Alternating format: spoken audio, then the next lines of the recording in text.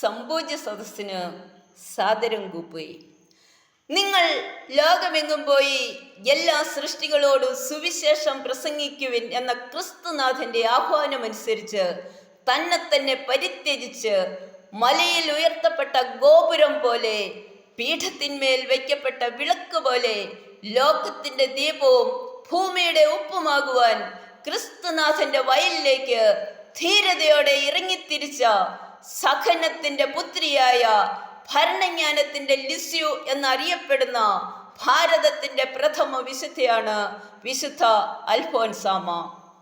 കേരളത്തിലെ കുടമാളൂർ ഇടവകയിൽ മുട്ടത്തുപാടത്ത് ഭവനത്തിൽ ജോസഫ് മറിയം ദമ്പതികളുടെ 4ാമത്തെ സന്താനമായ അൽഫോൻസ നന്നേ ചെറുപ്പത്തിൽ തന്നെ ഒരു കന്യകാസ്ത്രീ ആകണമെന്ന തീവ്രമായ ആഗ്രഹത്താൽ ക്രിസ്തുനാഥനാൽ സന്യാസ സഭയിലേക്ക് ആകർഷിക്കപ്പെട്ട് ക്രിസ്തുവിനോടുകൂടെ ക്രിസ്തുവിനു വേണ്ടി ജീവിക്കുന്നതിനായി ക്ലാര മഠത്തിൽ ചേർന്ന് കൊച്ചു സുഹൃത്തുക്കളിലൂടെ ഒരു വലിയ വിശുദ്ധിയാകാൻ തീവ്രമായി ആഗ്രഹിച്ചു.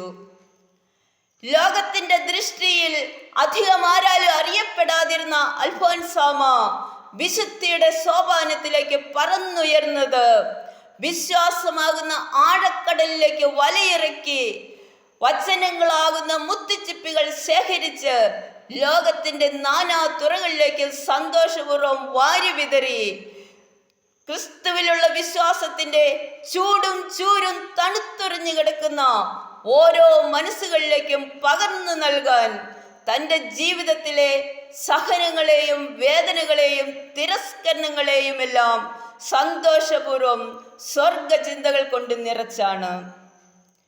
സുഹൃത്തുക്കളുടെ പാഠശാലയിൽ പരിശീലനം നേടി വിനയത്തെ ജീവിതത്തിന്റെ മുഖമുദ്രയായി സ്വീകരിച്ച് സഹനങ്ങളെ സ്നേഹത്തിൽ ചാലിച്ച് സന്യാസ ജീവിതത്തിന്റെ മഹത്വം എന്തെന്ന് ലോകത്തിന് കാട്ടിത്തന്ന അൽഫോൻസ 1946 ജൂലൈ 28 അതിതീവ്രമായ വേദന അനുഭവിച്ച് തൻ്റെ സഹനബലി പൂർത്തിയാക്കി ക്രിസ്തുനാഥന്റെ സ്വർഗീയ ആരാമത്തിലേക്ക് പറന്നുയർന്ന് ഭരണജ്ഞാനത്തിന്റെ ലിസ്യുവായി ഭാരതത്തിന്റെ പ്രഥമ വിശുദ്ധിയായി പരിലസിക്കുന്നു.